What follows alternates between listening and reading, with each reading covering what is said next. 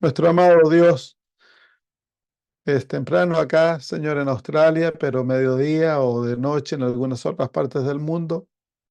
Queremos, Señor, acercarnos ante tu presencia y alabarte, porque tú mereces, Señor, la honra, la gloria.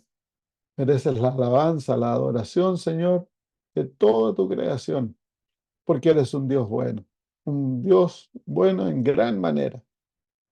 Y eres un Dios maravilloso, Señor, que hace maravillas que a nosotros, Señor, nos dejan abismados, Dios de misterios, que en toda tu creación, Señor, has puesto misterio tras misterio, que, Señor, la mente humana, a pesar de que lleva siglos estudiándolos, siempre descubre cosas nuevas. Eres un Dios maravilloso, el Dios de la ciencia, el Dios de las matemáticas, el Dios del arte. Queremos alabar tu nombre, Señor, porque tu mente es maravillosa. Tienes una mente increíble, la capacidad de crear, una mente tan ingeniosa, tan sabia, Señor. Te alabamos y te adoramos, Señor, porque realmente eres maravilloso. Pero sobre todas las cosas te adoramos por tu bondad, porque eres un Dios bueno, Señor. Dios misericordioso, tierno, un Dios amoroso, lleno de gracia. Se preocupa, Señor, de nosotros tanto. Dices a tu Hijo para que muriera por nosotros. Y, Señor, te agradecemos, porque si no fuese por Jesús, no tendríamos esperanza alguna, Señor, pero ahora tenemos esperanza de vida eterna. Somos llamados tus hijos, Señor, y te alabamos por ello. Queremos invitarte, Señor, a que te acerques a nosotros en estos momentos y que el estudio de tu palabra despierte en nosotros motivación profunda, Señor, de serte obedientes, de amarte, de caminar contigo, Señor, de serte leales y creer en tu palabra con todo nuestro corazón. Guíanos en el estudio y también nos recordamos de nuestra hermana en Argentina que está en el hospital, de su familia, sus niñas, Señor, su esposo, las iglesias que oran, sus padres. Señor, estamos en oración suplicando de que tú obres un milagro. El paso de los días y del tiempo, Señor, no debilita tu poder. Lo opuesto, aprueba, Señor, nuestra fe. Nos aferramos a ti sabiendo de que tu palabra no cambia y queremos pedir, Señor, de que tú obres aquel milagro maravilloso de levantarla de la situación en la que ella se encuentra. Pues has prometido tú, Señor, que tú eres el que nos sana de todas nuestras enfermedades y que tú eres Jehová nuestro sanador. Pero eres demasiado bueno para darnos algo, Señor, que traerá consecuencias eternas negativas. Demasiado sabio, Señor, para ir en contra de tus designios. Y queremos, Señor, dejarla en tus manos, sabiendo de que tú harás aquello que es lo mejor. Bendito sea tu nombre por ello, Señor, en el nombre de Jesús. Amén. Muy bien.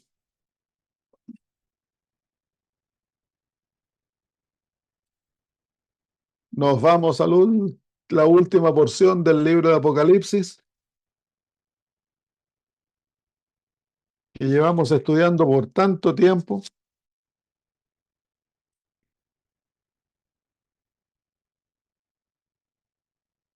Vamos al versículo 6 del capítulo 22. La semana pasada vimos la descripción de la ciudad santa.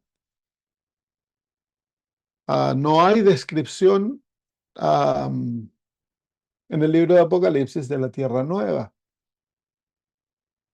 solamente de la ciudad santa. Vemos la tierra recreada, pero luego el apóstol o la profecía se concentra en la ciudad santa. Hay algunos versículos que usamos del Antiguo Testamento que,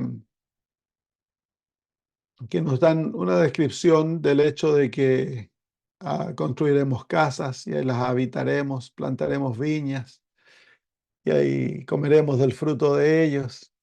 El cordero y el león morarán juntos. Nada hará daño, dice el libro de Isaías. Entonces son vislumbres, pero son vislumbres en el lenguaje del Antiguo Testamento. Am, Veremos cómo aquellas realidades se cumplen en el cielo. El Señor nos dará un hogar a cada uno, tendremos, me imagino, habitaciones maravillosas. Tendremos una habitación en la Ciudad Santa para cuando vengamos, ¿no?, a las celebraciones anuales y las celebraciones mensuales y semanales que vendremos a la Ciudad Santa cada sábado, cada mes, y luego, por supuesto, las convocaciones anuales que habrán. Am, Habrán fiestas. Dios es un Dios de fiestas. Eso lo vemos en el Antiguo Testamento. Dios es un Dios de celebraciones, pero son celebraciones santas. A Dios le encanta comer con sus hijos. Entonces van a haber tiempos cuando vamos a comer juntos. Cada vez que los hijos de Israel iban a Jerusalén, ellos comían en sus celebraciones, eran fiestas. La única celebración solemne era el día de la expiación, un solo día. Todas las otras eran celebraciones exuberantes. A Dios le encanta que sus hijos se regocijen. Dios es un Dios de felicidad. La felicidad en la tierra nueva va a ser sin límites. No va a haber nada que oscurezca la felicidad del pueblo de Dios. Luego de haber pasado esta noche oscura, de tristeza en la tierra, porque la vida, a pesar de que hay mucha felicidad, y la felicidad es siempre en la tierra pasajera. Siempre hay realidades que nos rodean que pueden llenar el corazón de tristeza, de oscuridad. Pero eso no va a existir en la tierra nueva. No va a haber nada que oscurezca la felicidad que Dios nos da. Un día va a ser siempre mejor que el otro. ¿Cómo va a ser eso, no? No va a haber enfermedad, no va a haber no nos vamos a cansar, no va a haber vejez, nada va a morir. Ah, Realidades maravillosas que Dios ha dejado escritas para que nosotros deseemos estar allá. Ese es el propósito del libro de Apocalipsis, es mostrarnos el fin de la historia para que el pueblo de Dios tome decisión de ser fiel y no permitir que nada nos distraiga del objetivo supremo de prepararnos para morar con Dios y con Cristo por la eternidad. Ese es el deseo de Dios. Somos un pueblo privilegiado, tenemos un conocimiento maravilloso. Podemos leer los escritos de la hermana Watt, ahí hay más detalles, ¿no? De lo que ella vio, pero ahí incluso es limitado por el lenguaje humano. En sus primeras visiones, cuando la hermana White era niña, tenía tan solo 17 años. De ahí cuando comenzaron sus visiones, en la primera visión ella vio la tierra nueva, vio el cielo, vio la tierra nueva, pero el lenguaje humano siempre va a ser muy limitado porque no puede el lenguaje humano expresar las realidades celestiales, realidades que nosotros no conocemos, nunca hemos experimentado.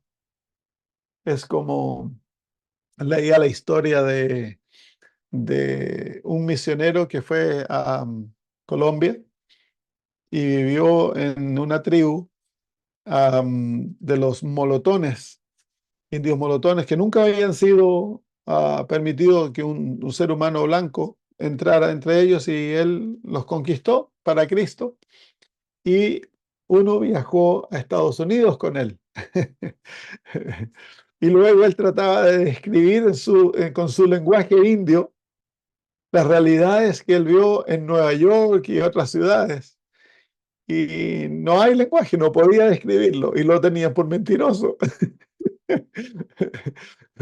Porque ¿cómo va a describir, por ejemplo, edificios, ascensores, electricidad, am, autos y cosas así que ellos nunca habían visto, nunca? Entonces, es lo mismo con nosotros. Hay realidades celestiales que no son realidades humanas. Son totalmente distintos, que nuestro lenguaje no lo puede describir. Entonces, los profetas usan lenguaje al alcance de ellos para describir realidades celestiales que siempre va a quedar corto, siempre, no importa cuán inspirado, siempre va a quedar corto. Entonces el Señor lo ha mantenido como sorpresa.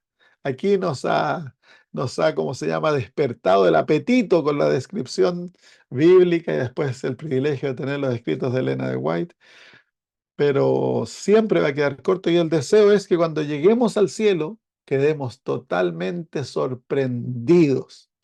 Vamos a quedar mudos, yo pienso, al ver las realidades hermosas que deben existir en el cielo. Debe ser algo maravilloso. Muy bien, el versículo 6. Y me dijo, nuevamente la promesa, estas palabras son fieles y verdaderas. Y el Señor, el Dios de los espíritus de los profetas, ha enviado su ángel para mostrar a sus siervos las cosas que deben suceder pronto. Los profetas siempre el tiempo es pronto. Profetas siempre ve la segunda venida de Jesús como pronto. La hermana de White dice que es lo mismo para ella, que a ella siempre el tiempo del advenimiento de Jesús se le presentó como que fuese corto. Y eso está, como se llama, relacionado con la experiencia del apóstol Juan. Siempre fue pronto. A pesar de que hay profecías en el libro de Apocalipsis que nos muestra que en realidad humana iba a pasar bastante tiempo. Pero para Dios es corto, porque para Dios 1000 años es como un día. Así que en su percepción de tiempo, desde que Jesús murió, de que desde estas profecías fueron dadas, han tan solo pasado 2 días. Entonces el tiempo es corto. Dice, me dijo, estas palabras son fieles y verdaderas. El sello de las Sagradas Escrituras es que es la palabra de Dios. Y Dios no puede mentir. Dios aquí está prometiendo, Él está dando su palabra de que estas cosas van a ocurrir y que son fieles y verdaderas, que van a ocurrir así como han sido escritas. La única diferencia es que en la magnitud de la realidad va a ser mucho mayor de aquello que nosotros percibimos.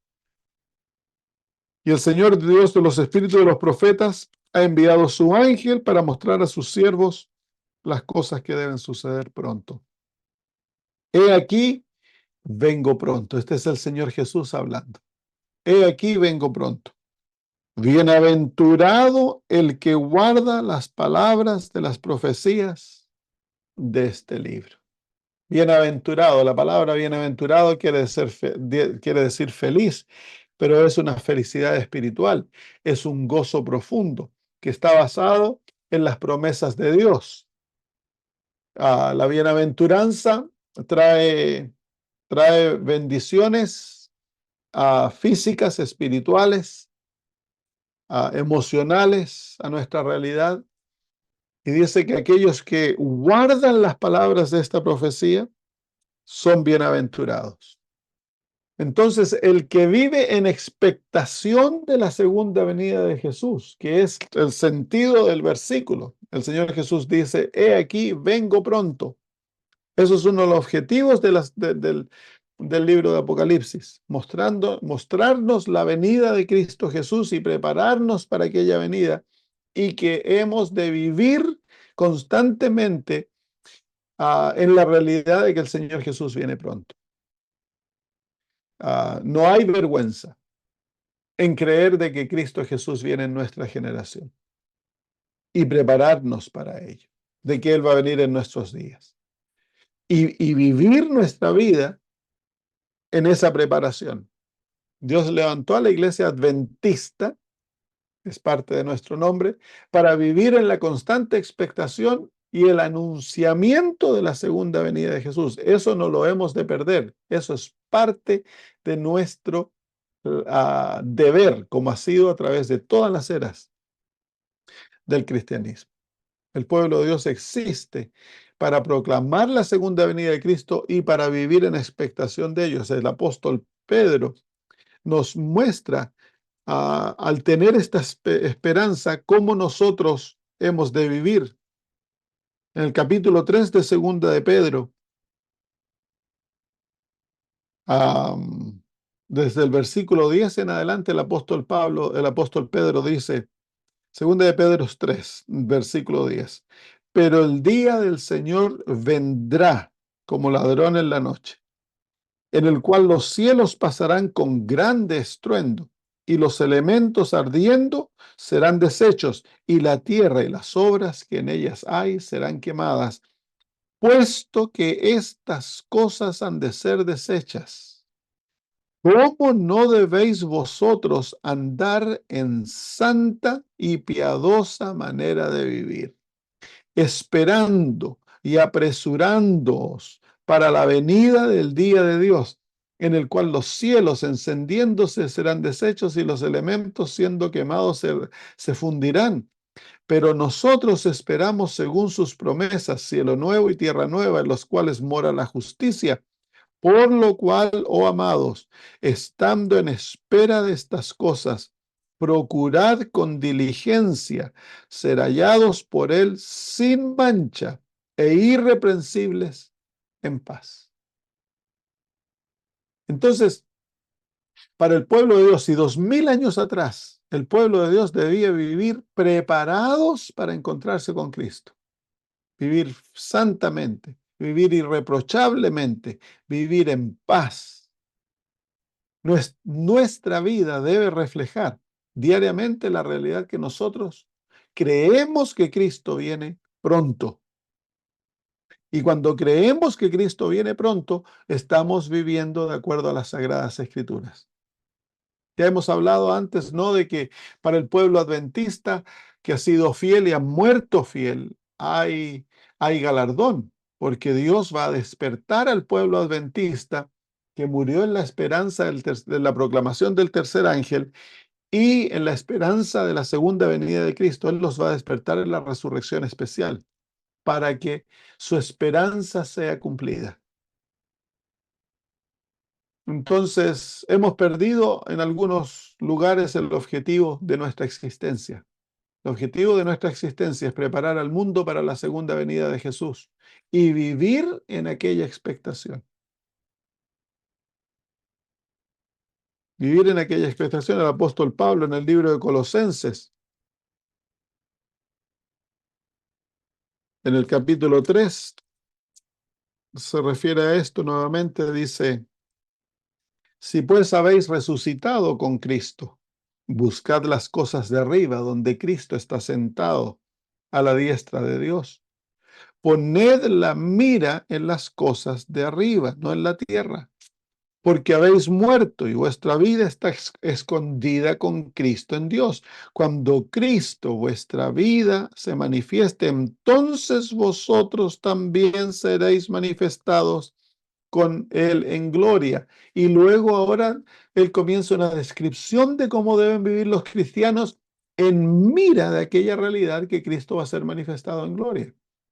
Dice, haced morir pues lo terrenal en vosotros, fornicación, impureza, pasiones desordenadas, malos deseos y avaricia, que es idolatría, cosas por las cuales la ira de Dios viene sobre los hijos de desobediencia, en las cuales vosotros también anduvisteis en otro tiempo cuando vivíais en ella. Pero ahora dejad también vosotros todas estas cosas, iras, enojos, malicia, blasfemia, palabras deshonestas de vuestra boca. No mintáis los unos a los otros, habiéndoos despojados del viejo hombre con sus hechos y revestido del nuevo, el cual conforme a la imagen del que lo creó, se va renovando hasta el conocimiento pleno, donde no hay griego ni judío, circuncisión ni circuncisión, bárbaro ni escita, siervo ni libre, sino que Cristo es el todo y en todo. Y así va el apóstol Pablo describiendo la vida que nosotros hemos de vivir en mira de la realidad que nos vamos a encontrar con Cristo. Entonces, la santidad del pueblo de Dios se refleja en varias realidades. Una, hemos sido comprados con sangre, no nos pertenecemos, somos hijos de Dios.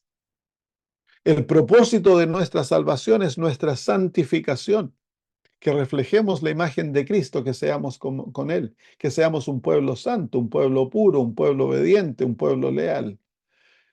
Y también en la realidad de que Cristo viene, que nos vamos a encontrar con Él y que Él al cielo no va a llevar nada impuro.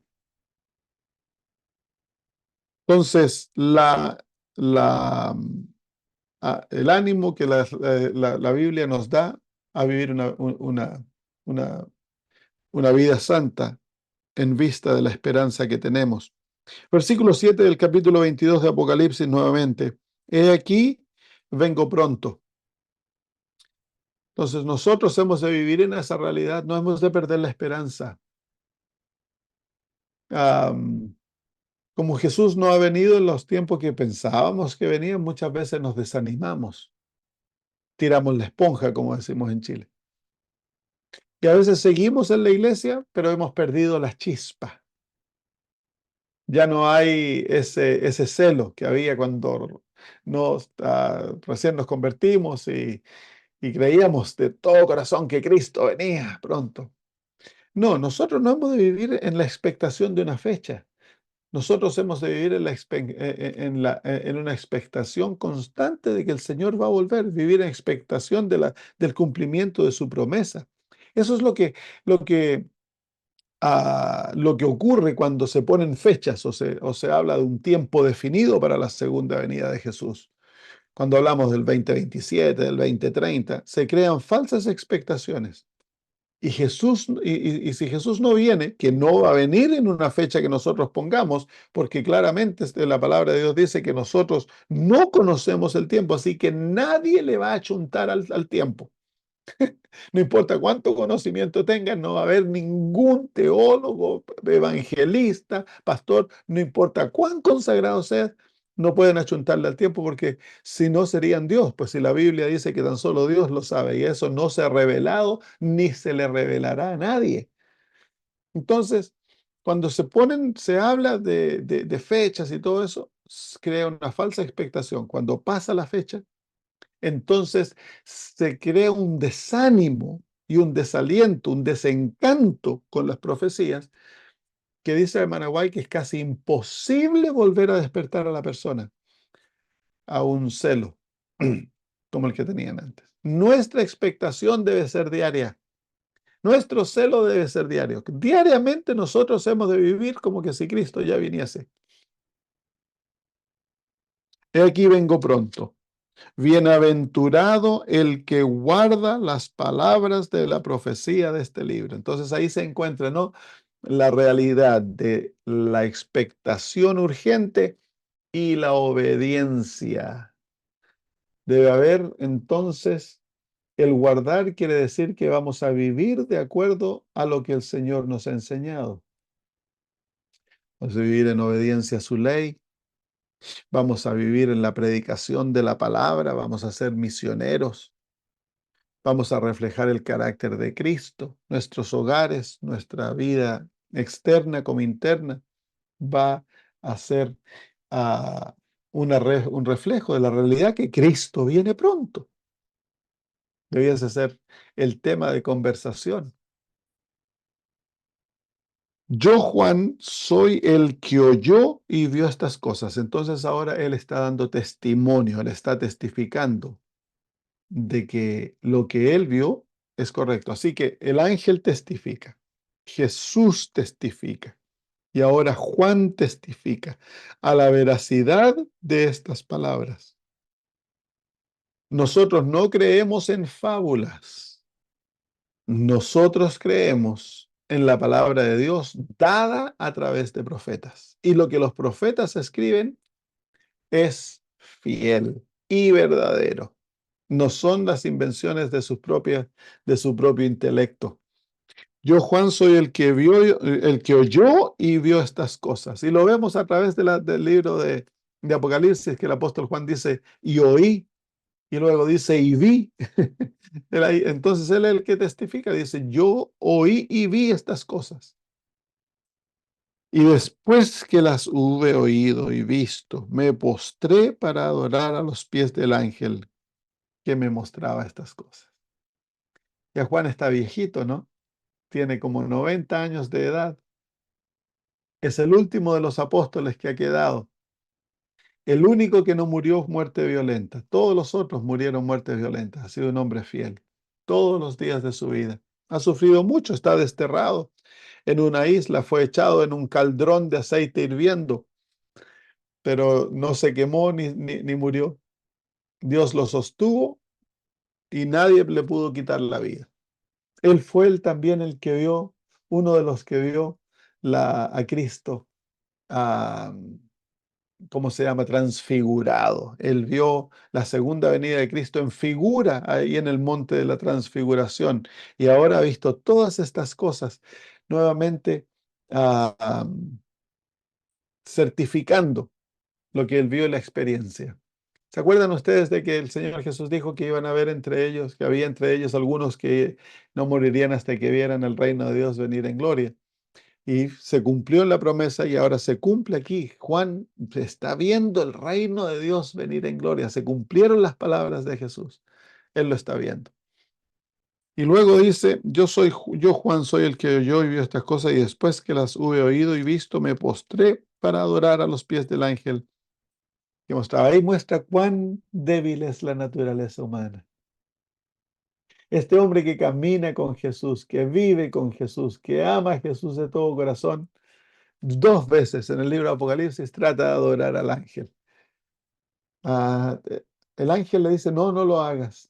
Pero la paciencia, ¿no? Dice la hermana White, aunque caigamos, no seremos dejados. El Dios de misericordia tiene misericordia con nuestra flaqueza. Estos hombres que fueron hombres santos, caminaron con Cristo, aún muestran en su naturaleza humana la flaqueza de nuestra naturaleza. Y muchas veces nos va a traicionar. Pero no nos debemos de desanimar, pues el Señor tiene misericordia con nosotros y tenemos a uno que está ante Dios para interceder por nosotros. Sí, hijitos míos, estas cosas os escribo para que no pequéis. Es el objetivo del plan de la redención. Pero si alguno de vosotros peca, tenemos abogado para con el Padre, Jesucristo el justo. Muchas veces en el celo nosotros, el adventismo conservador de la santidad, de la santificación, del vencer el pecado, perdemos de vista la misericordia divina y nos olvidamos de ser misericordiosos con el débil. Y hemos de recordarnos que todos somos débiles. Si estos hombres que eran gigantes en la fe, hubieron momentos que su naturaleza humana los engañó y flaquearon, ¿cuánto más nosotros, hermanos? Entonces hemos de ser pacientes, pacientes con los demás y pacientes con nosotros mismos. No nos hemos de desanimar cuando caemos. El objetivo es la perfección. El objetivo es ser como Jesús. Pero hemos de recordar que en alcanzar aquel objetivo van a haber momentos en los cuales, como David, vamos a flaquear. No hay hombre en las Sagradas Escrituras, no hay héroe bíblico que no haya flaqueado. Y eso nos muestra de que nosotros hemos de poner nuestros ojos en Jesús, sacarlos de nosotros mismos. Y cuando hay errores, cuando caemos, hemos de volver a Cristo, hemos de aceptar el tirón de orejas que el Señor nos hace con amor, hemos de arrepentirnos y seguir caminando en el camino de la fe. Porque es en ese camino. El justo cae 7 veces, pero de todas ellas el Señor los libra, dice la Biblia. Así que no hemos de tener una, una religión que se sorprende de la debilidad humana y que es severa con la debilidad humana. El Señor Jesús nunca reprimió la debilidad humana, dice el Señor, dice la hermana de White. Él reprimió la hipocresía de los líderes religiosos. Pero a la prostituta, al, al, al, al, al tributario, a los apóstoles que tantas veces manifestaron debilidades, el Señor nunca los rechazó, nunca los trató mal por sus caídas, Él los trató tiernamente. Cuando uno ve cómo el Señor, nuestro Dios, se relacionó con Abraham, Abraham cometió errores terribles y sin embargo Dios nunca lo retó, nunca lo amenazó, porque conocía el corazón de Abraham. Entonces, hemos de tener ese balance, hemos de desear, anhelar y obrar, cooperar con Dios con todo nuestro corazón para vencer, para ser obedientes, para desarrollar el carácter, para ser perfectos en Cristo Jesús. Pero no nos hemos olvidado de cuán débiles somos. Y en nuestra debilidad a veces dejamos la mano del Señor. Y aquí, como el apóstol Juan, en presencia de Jesús, él decide, decide que va a adorar al ángel. El ángel le dice, no, no lo hagas, no lo hagas. Pero él me dijo, mira, no lo hagas, porque yo soy consiervo tuyo, de tus hermanos los profetas y de los que guardan las palabras de este libro. Adora a Dios. ¿Se acuerdan ustedes? Moisés, el hombre más paciente, perdió la paciencia. El hombre más humilde perdió la paciencia. El padre de la fe, Abraham, perdió la fe. Entonces, hemos aprender de ser paciente con nosotros. Cuando batallas con un rasgo de carácter que vuelve una y otra vez, no te desanimes. El que comenzó en ti la buena obra la va a terminar, dice las Sagradas Escrituras. Es Dios el que está acá. Tú sigue caminando con el Señor en humildad. Si ofendes a alguien, pide perdón. Si te ofenden, perdona rápidamente. Si caes, corre a los pies del Señor, no te separes. Cuantas veces caigas, corres a Cristo y vuelve a Él. Pídele perdón. El Señor no te abandona. El Señor no te abandona. El Señor va a seguir trabajando contigo para darte la victoria que tanto anhelas. Así que tenemos ejemplos de ambos en el libro de Apocalipsis, ¿no? El llamado a la perfección, a la obediencia, a una entrega y una fidelidad completa. Pero el recordatorio de cuán débiles somos, para que no nos desanimemos en los momentos que esa debilidad se manifiesta. Y me dijo, y se fijan que el ángel no se enoja, el ángel no dice, oye, tonto, ¿cómo se te ocurre? Como lo haríamos nosotros a lo mejor, porque nosotros en la iglesia, cuando un hermano cae, nos ofendemos y nos disgustamos. Y queremos correr a que lo censuren. No debemos tratar de correr, debemos de trabajar con el hermano para rescatarlo. Hemos de darle oportunidades, hemos de ayudarlo, extenderle una mano, poner nuestros brazos alrededor del débil para levantarlo. Porque después de todos, vamos todos caminando en el mismo camino a la patria celestial. Y nuestro anhelo debe ser que todos lleguemos a la tierra nueva. El pecado que se castiga es el pecado de rebelión, el pecado empedernido, el pecador que no quiere dejar su pecado, que lo excusa, que disfruta aquello y no hay arrepentimiento en su corazón. Entonces ahí es cuando la iglesia interviene eventualmente para tratar de despertar al pecador, quita su membresía. Pero esos son casos extremos. Al pecador que lucha, al pecador que tiene problemas de carácter, debilidad, la iglesia lo va a ayudar a levantarse, le va a extender la mano, lo vamos a apoyar, vamos a estar con él, con ella, para que pueda vencer. Porque ese es el deseo, que se venza el pecado. Y me dijo, no selles las palabras de la profecía de este libro, porque el tiempo está cerca. Entonces, este libro, el libro de Apocalipsis, es distinto al libro de Daniel. El libro de Daniel fue un libro sellado, especialmente la segunda mitad del libro de Daniel, fue sellado hasta nuestros días, hasta el año 1798. El libro de Apocalipsis no fue sellado. El libro de Apocalipsis se dejó abierto, por eso se llama revelación. La palabra Apocalipsis quiere decir revelación. Fue una revelación abierta, dejada para el pueblo de Dios. Y nuevamente, el énfasis que el tiempo está cerca, el tiempo del cumplimiento de las profecías del libro de Apocalipsis estaba cerca. Comenzaron a cumplirse en los días del apóstol Juan, como lo hemos visto. La primera mitad del libro de Apocalipsis, el cumplimiento de aquellas profecías comenzaron en el día de los apóstoles. El que es injusto, sea injusto todavía. Y el que es inmundo, sea inmundo todavía. Y el que es justo practique la justicia todavía, y el que es santo santifíquese todavía. Aquí el libro de Apocalipsis nos muestra de que va a llegar un momento en que el destino de todo ser humano quedará sellado y que los injustos no podrán dejar de ser injustos, que los impíos seguirán siendo impíos, que el justo seguirá siendo justo para siempre. Entonces va a llegar un momento en que la gracia termina, y nosotros como adventistas creemos eso claramente, a pesar de que hay enseñanzas teológicas que tratan de negar aquello, pero hay un tiempo en el fin, lo que llamamos el fin de la gracia, cuando quedará sellado el destino de todo ser humano, cuando se acaba el juicio que ocurre antes de la segunda venida de Jesús, el juicio previo advenimiento. Cuando eso se termina, entonces Jesús ya sale del lugar santísimo, su intercesión acaba y el destino de ambos grupos, la raza humana quedará dividida en dos grupos, aquellos que están salvos y aquellos que están perdidos.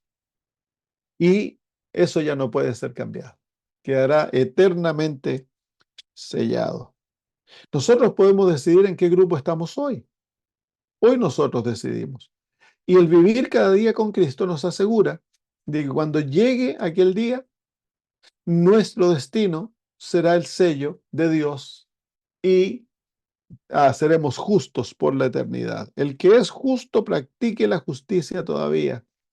Entonces, el justo ha de vivir justamente. El justo, el santo, ha de santificarse diariamente. Entonces, la santidad es una experiencia en la cual crecemos. La justicia es una experiencia de vivir.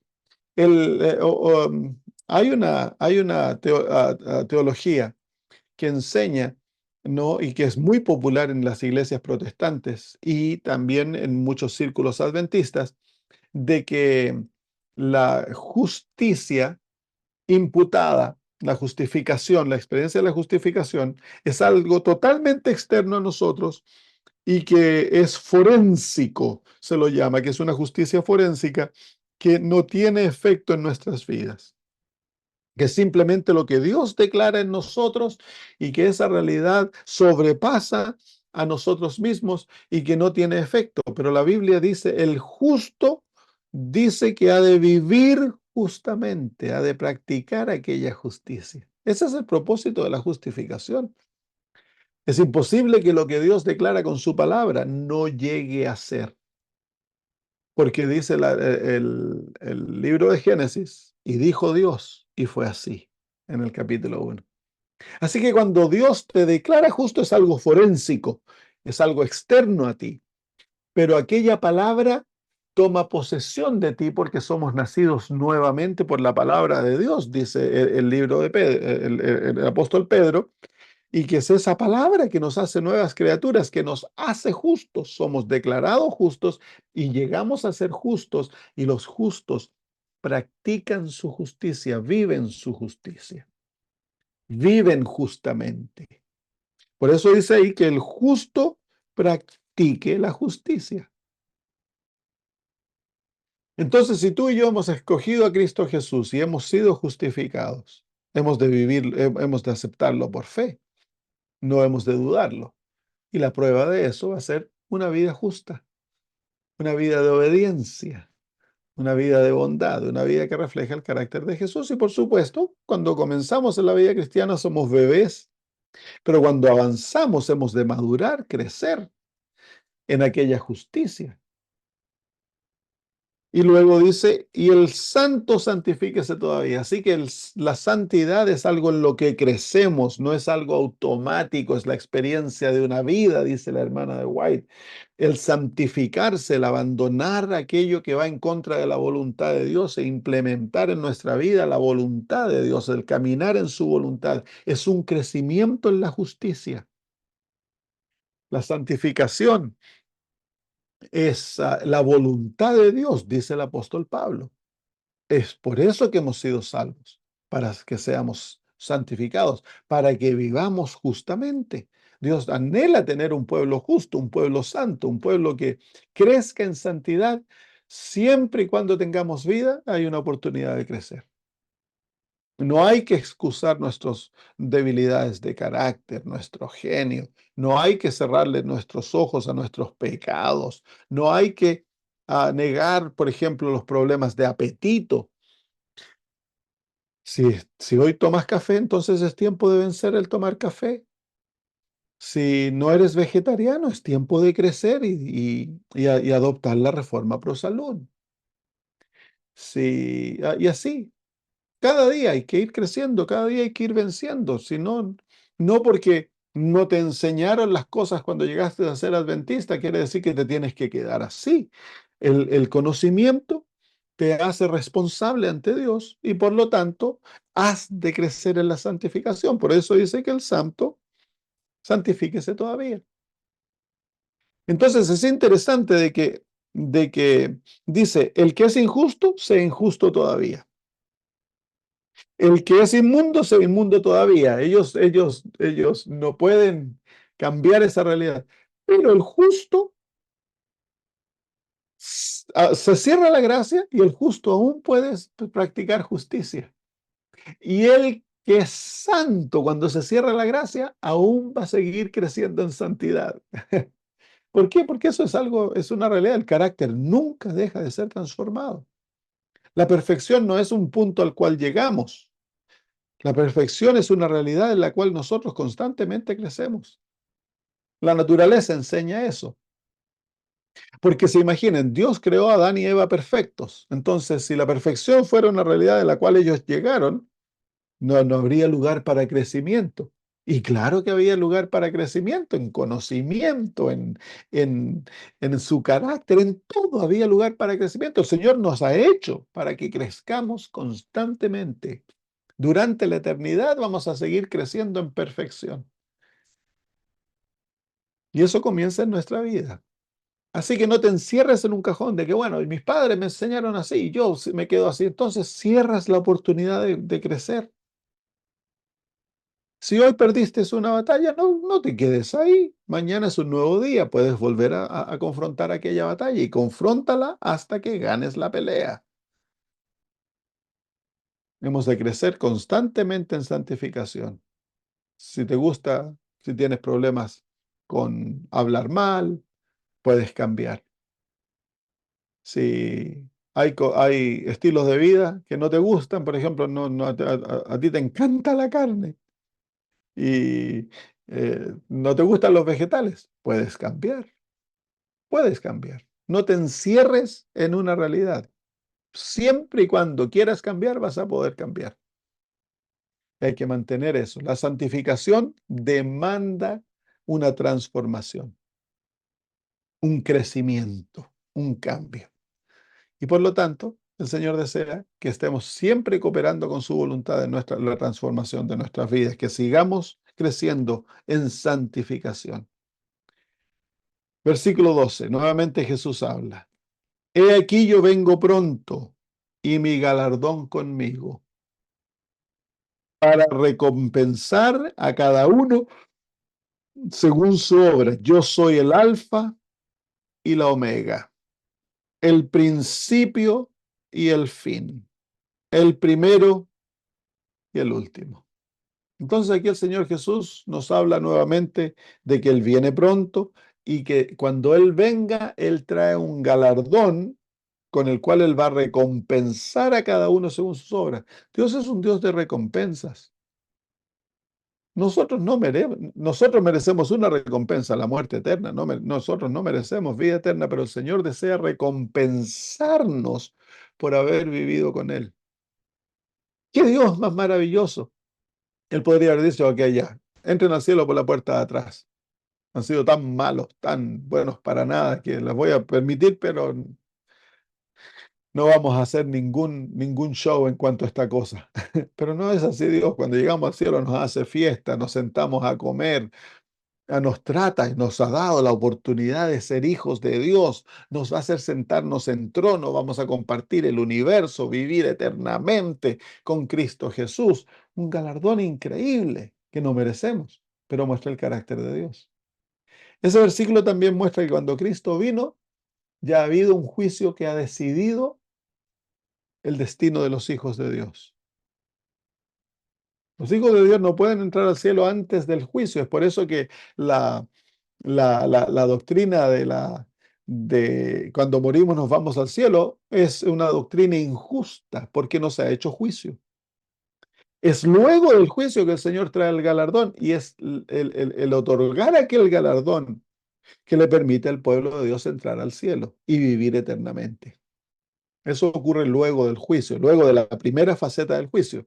Luego de la segunda faceta del juicio, los impíos reciben su galardón, que es lo que se determina en el juicio. Versículo 13 nos muestra al Señor Jesús como el eterno. Yo soy el alfa y la omega. Ya lo hemos visto esto antes, de que el alfa es la primera letra del alfabeto griego, la omega es la última letra del alfabeto griego. Así que el Señor Jesús es el primero y el último. Dice, y él lo repite, el principio y el fin, el primero y el último. Así que el Señor Jesús es el principio, Él es el fin. Si él es el primero, antes de Él no hay nada, ni nadie. Porque muchas veces se enseña de que Jesús tiene principio. Como hijo de Dios, Él tiene un principio, pero como Dios no tiene principio. Como Dios, Él siempre ha existido. Él es el eterno. La vida reside en Él. Así que Él es igual a Dios el Padre, nos dice el apóstol Pablo. No hemos de perder estas cosas de foco, porque muchas veces hay un movimiento dentro de la iglesia adventista, que es el movimiento antitrinitario, que ha tomado mucho auge, y se enseña, no, se enfoca a Cristo solamente como el Hijo de Dios, como un ser creado, que tiene principio, que solo Dios el Padre es realmente eterno, que Jesús es eterno porque, bueno, Él ha vivido por mucho tiempo. Pero estos versículos nos muestran de que Jesús tiene una eternidad innata, que en su realidad, en su divina realidad, Jesús no tiene principio ni fin. Yo soy el alfa y la omega. Esto viene de una mentalidad hebrea donde a Dios se lo compara como las letras hebreas de el alfabeto hebreo, que son el Bet y el Tau.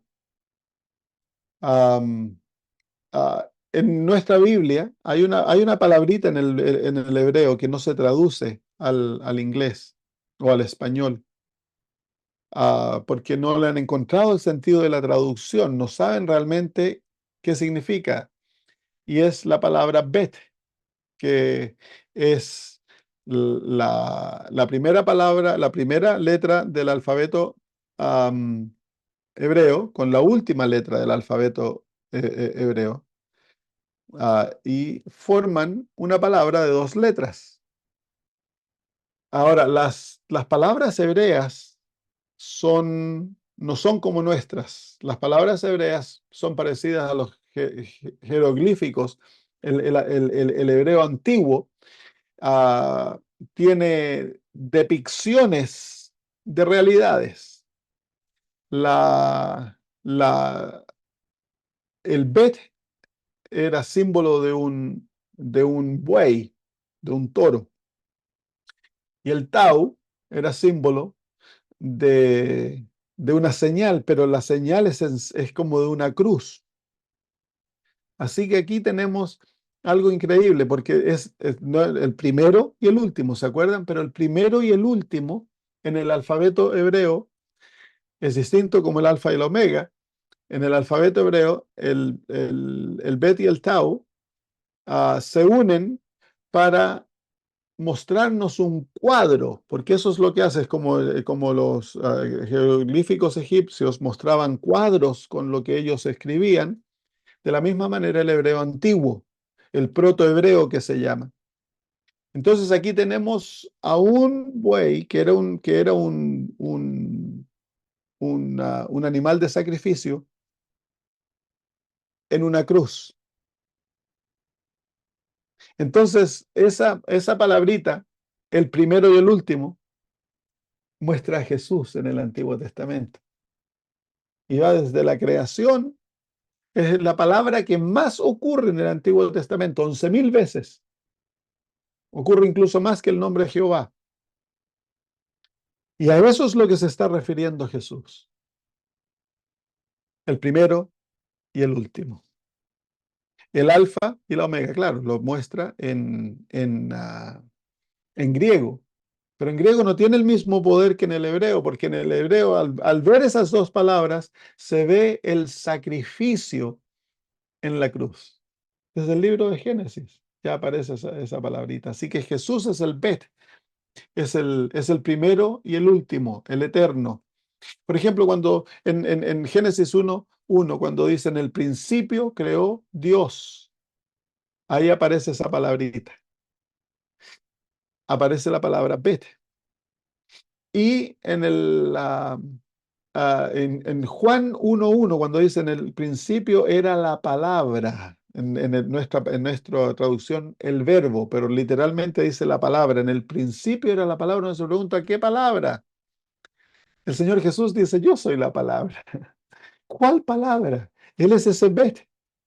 Entonces cuando dice en el principio era la palabra y la palabra era con Dios, ahí se encuentra en Génesis 1:1 dice, en el principio creó Dios y en el momento que aparece la palabra Dios, al lado de él aparece la palabra, esa palabrita de 2 letras que representa el sacrificio que iba a morir en una cruz a Jesús.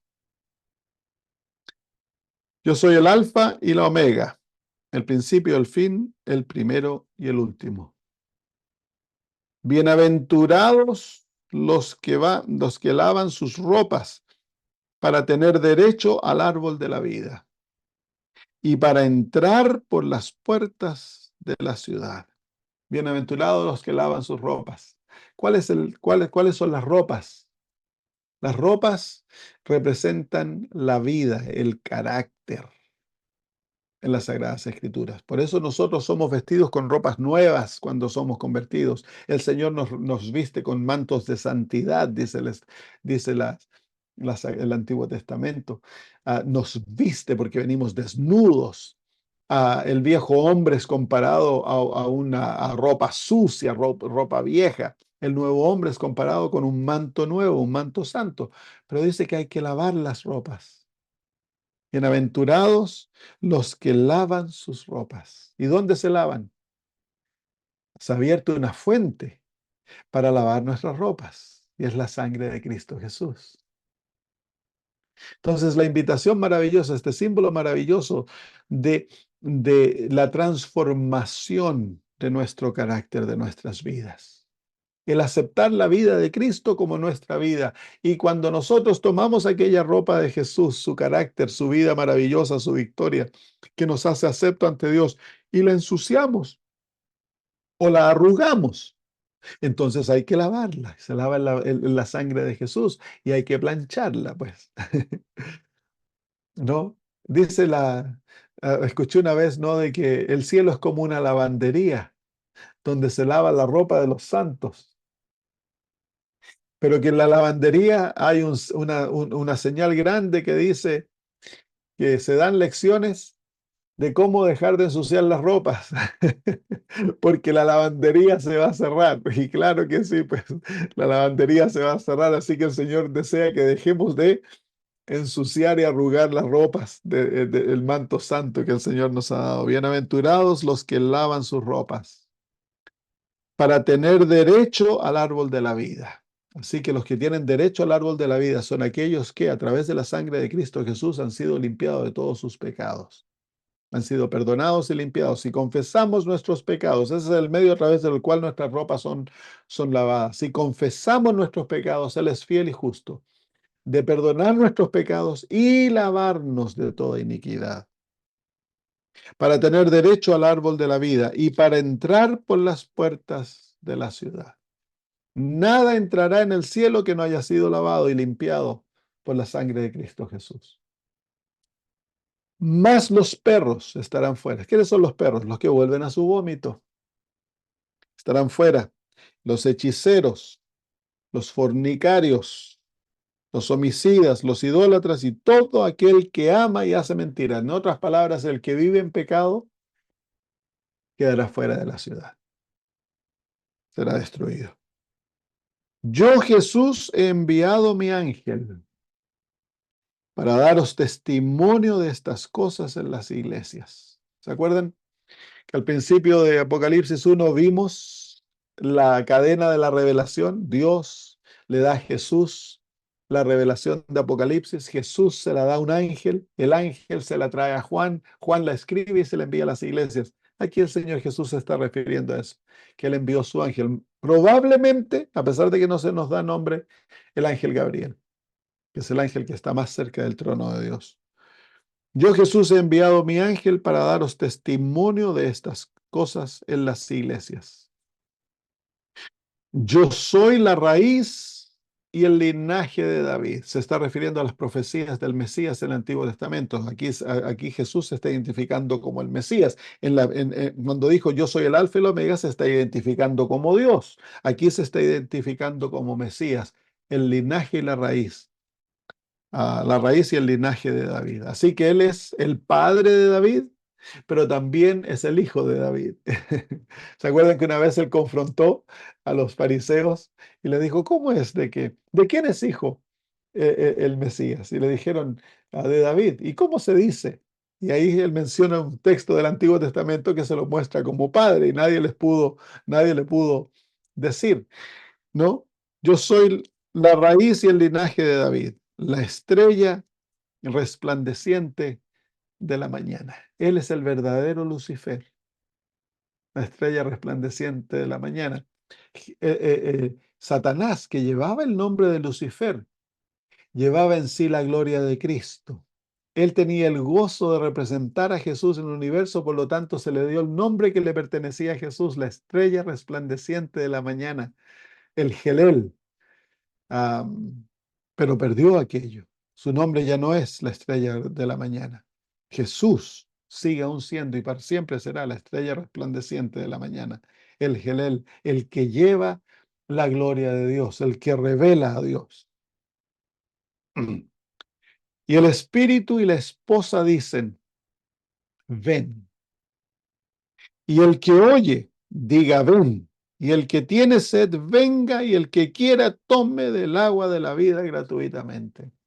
Entonces aquí nos muestra el libro de Apocalipsis de que el pueblo de Dios ha de ser un pueblo misionero, un pueblo que invita al perdido a venir y a tomar del agua de la vida gratuitamente. El que quiera ser salvo puede ser salvo. El que quiere cambiar, el que quiera vencer puede vencer, porque tenemos un río de agua viva que Dios ha abierto para la salvación del ser humano, para saciar nuestra sed, para la limpieza de nuestros pecados. Esa fuente ya fue abierta con la muerte de Jesús y está abierta para que todo pecador pueda ser salvo. Qué lindo, ¿no? Porque Dios no desea que ninguno de nosotros perezcamos. Ningún ser humano, Dios desea salvar a todo ser humano. Para eso abrió esta fuente, para que todo ser humano pueda ser salvo. El que se pierda es porque no quiso ser salvo. Escogió ir en contra de la voluntad de Dios, que era su salvación, y escogió perderse. Por eso dice el que quiera, el que tiene sed, venga, y el que quiera, tome del agua de la vida gratuitamente. Dios no puede forzarnos, nosotros debemos quererlo, debemos escogerlo. Al ver nuestra necesidad, nuestra sed, nosotros podemos querer, escoger el tomar del agua de la vida gratuitamente. Y eso hemos de hacerlo diariamente. El Señor te despierta en la mañana y te pone en tu corazón el orar. Tú debes escoger el querer orar. Él no te puede forzar. Dios no puede ir en contra de tu voluntad. Por eso la santificación es, es la obra en la cual la voluntad humana se une a la voluntad divina y se somete a ella para que Dios haga su voluntad en nosotros.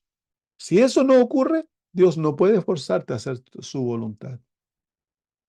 Versículo 18. Yo testifico a todo aquel que oye las palabras de la profecía de este libro. Si alguno añadiere estas cosas, Dios traerá sobre él las plagas que están escritas en este libro. Esta es una advertencia dura. Si alguno quitare de las palabras del libro de esta profecía, Dios quitará su parte del libro de la vida y de la santa ciudad y de las cosas que están escritas en este libro.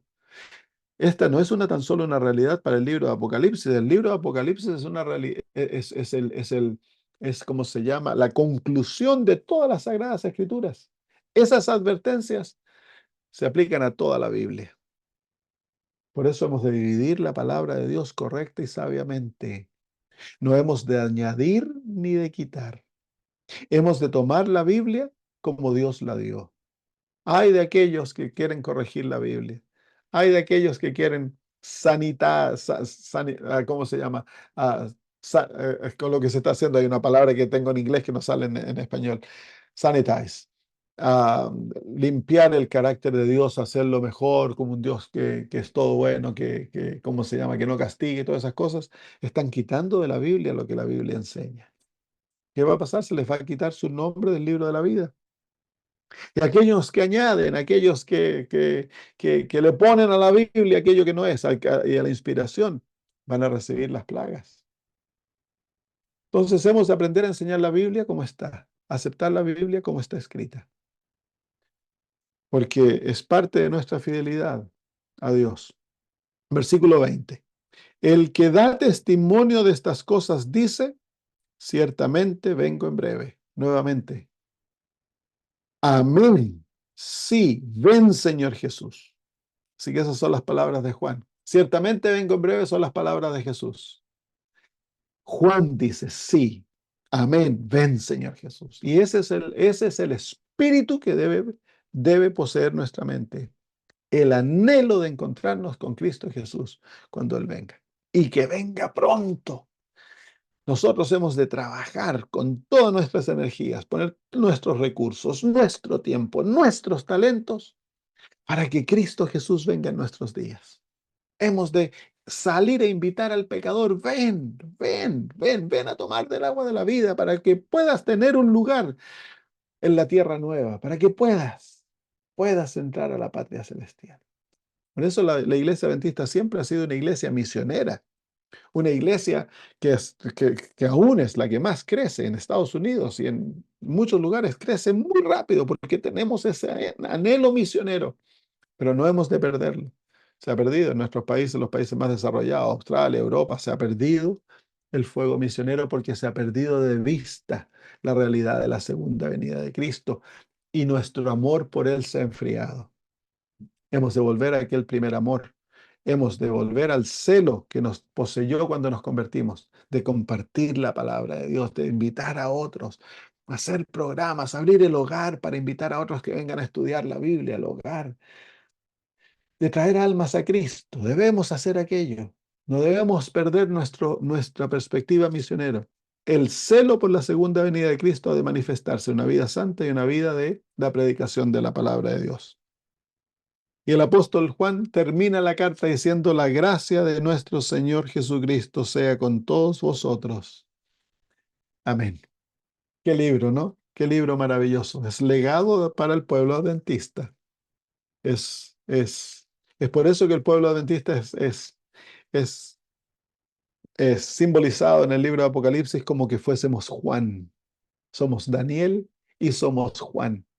Dios nos ha entregado como legado santo los libros proféticos de la palabra de Dios para que nosotros establezcamos nuestro carácter como pueblo y nuestro objetivo de existencia en la predicación de las profecías de estos dos libros. Así que la gracia de Dios sea con todos vosotros. Qué lindo, ¿no? Qué lindo. Un día vamos a conocer a Juan cuando lleguemos al cielo, al apóstol Juan, y le vamos a decir de cuánta bendición fue su libro para nosotros. Muy bien, terminamos aquí entonces. El libro de Apocalipsis se acaba. El estudio de él no se acaba. Hay muchísimas otras cosas que yo no comprendo, que hay más profundidad que aún investigar. Mientras haya tiempo, seguiremos investigando este libro maravilloso y descubriendo cosas nuevas, indagando. Así que no se queden tan solo con lo que yo les he enseñado. Vayan, escuchen a los pastores e investiguen ustedes por ustedes mismos.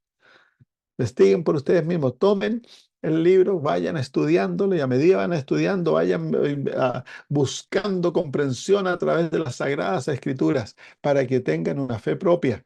Cada uno de nosotros debemos ser los intérpretes de las Sagradas Escrituras. Muy bien, ¿hay alguna pregunta por ahí, hermanos?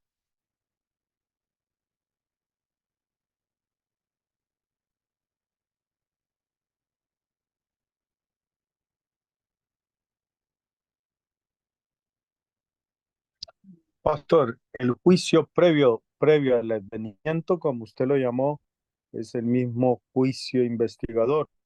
Sí, el juicio investigador. Pero nosotros hemos calificado al juicio investigador como el juicio previo al advenimiento, pero todo el juicio es investigador, porque en todas las fases del juicio se investiga la evidencia por distintos grupos.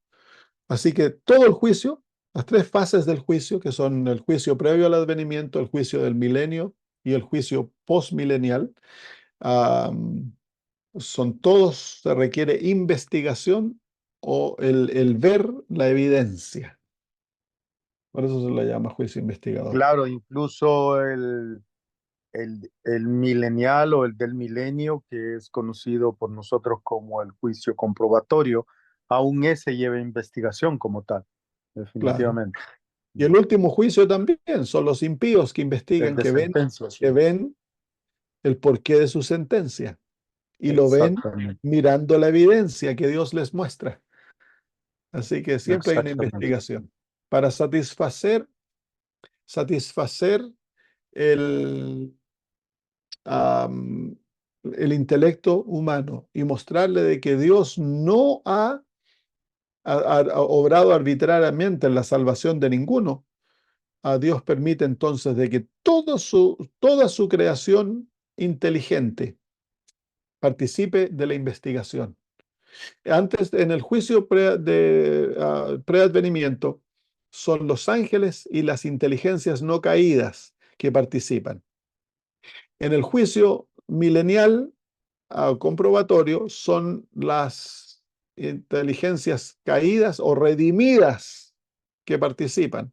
Y en el juicio postmilenial son las inteligencias caídas, pero no redimidas, que participan en la investigación de la evidencia. Entonces, al final de ello, todo el universo queda satisfecho de que las acusaciones satánicas eran falsas y de que no hay lugar para el pecado y que Dios es justo y amor en la destrucción del pecado y de los pecadores.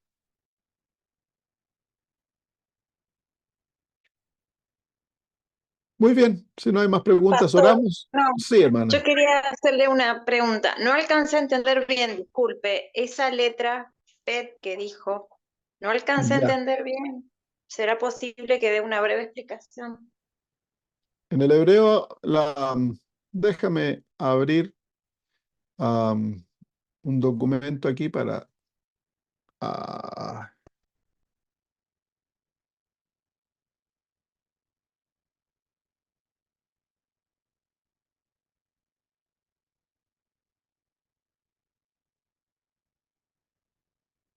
son la palabra, que es la unión de dos letras del hebreo, es la palabra Beth o Bet.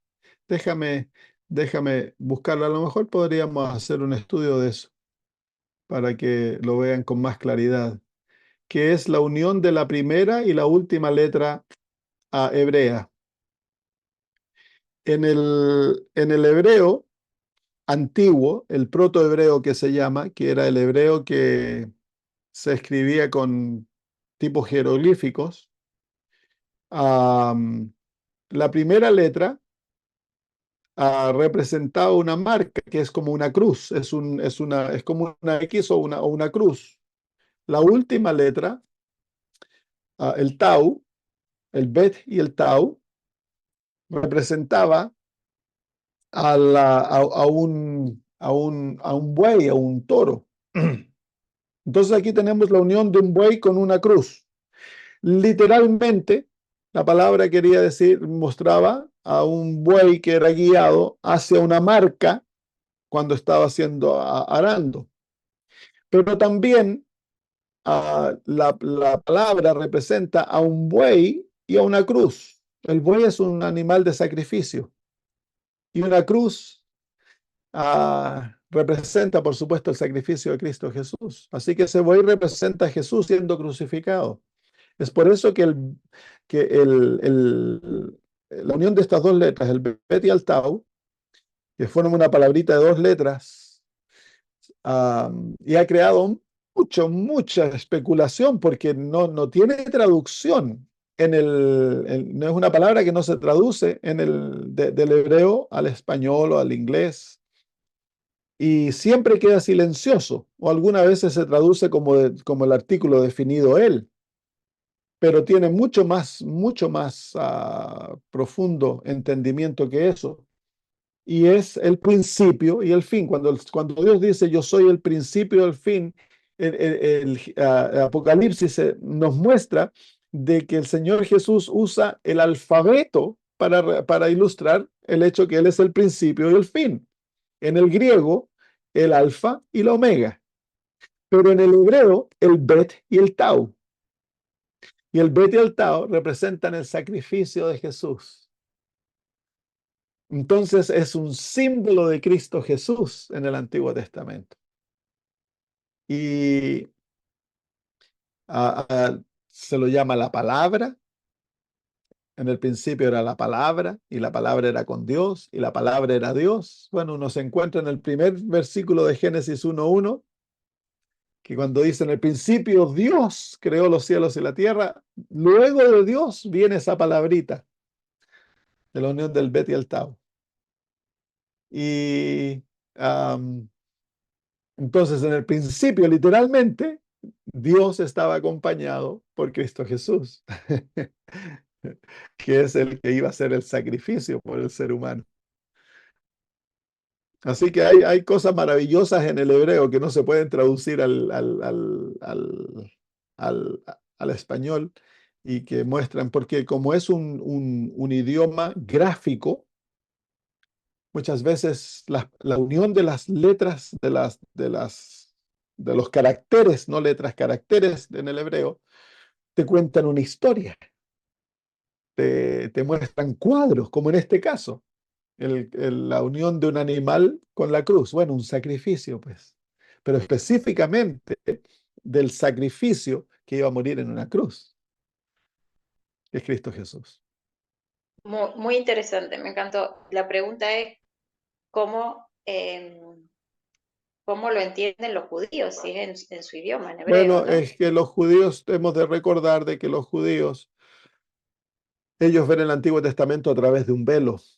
Para ellos no han tomado el Nuevo Testamento, que es el que desvela el Antiguo Testamento. Así que para ellos muchas de estas cosas quedan en velo. Así que ellos le dan muchas explicaciones le dan a esta palabra.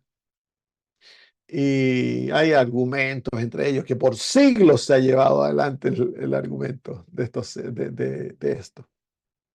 Pero eso es algo que apunta al pacto que muestra Cristo Jesús. Es algo, sí, hay misterios en el hebreo muy lindos que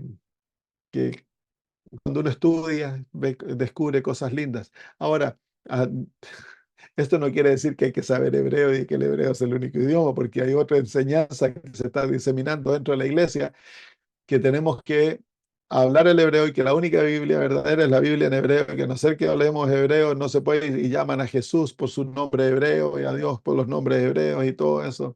Es algo que está tomando, viene junto con el antitrinitarianismo. Esos son falsedades, no es verdad. Pero hay cositas así en el hebreo que son profundas, muy lindas, que por supuesto se pierden, mucho de ellos se pierde en la traducción. Pero el sentido mayor el propósito de las Sagradas Escrituras es guiarnos a la salvación y mostrarnos los grandes eventos del plan de la redención, y eso está muy claro en nuestras Sagradas Escrituras. Solo otros son detalles lindos que uno va y dice, wow, qué increíble. Pero ya veremos el Señor Jesús mismo se revela como el principio y el fin, como el alfa y el omega, como el bet y el tau, en el sentido del Antiguo Testamento. Entonces, lo que es esencial, lo que es absolutamente esencial, ha sido revelado claramente en las traducciones y no hay necesidad de saber hebreo para salvarse. Muy bien, gracias, pastor. De nada, hermana. Pastor, ¿qué vamos a seguir estudiando en los miércoles, jueves de usted? No sé, no he pensado. Me ha ido la cabeza, tengo la cabeza puesta en los viajes que tengo que hacer y todo. A lo mejor voy a orar y ahí nos vemos el próximo miércoles. Habrá alguna sorpresa. El Señor mostrará que estudiamos. Muy Excelente. bien, hermanos. Un abrazo y oremos y terminamos. Nuestro amado Dios, gracias por el libro de Apocalipsis. Ha sido una bendición el caminar, Señor, y estudiar detenidamente este libro tan maravilloso que nos ha dado origen, Señor, como pueblo. Queremos pedir, Señor, de que las enseñanzas de este libro nos hagan un pueblo santo, un pueblo fiel, un pueblo obediente, un pueblo justo.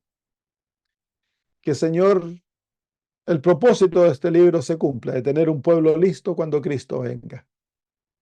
Por favor, Padre, haz que vivamos cada día con la esperanza de la segunda venida de Jesús. Haz, Señor, que nuestros labios, nuestra vida, proclamen que nosotros creemos y que invitemos al pecador a venir a tomar del agua de la vida gratuitamente, Señor. Que tengamos el gozo de ver a otros que se entreguen a Jesús y que caminen con Él. Gracias, Señor.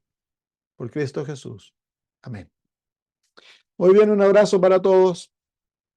Muchas gracias, pastor. Dios Gracias, bendiga. pastor. Chao, chao. Bendiciones para Gracias. todos. Chao, bendiciones. Chao, Saludos. chao, Dios chao, bendiga. Vicuñi. Chao, Carolina.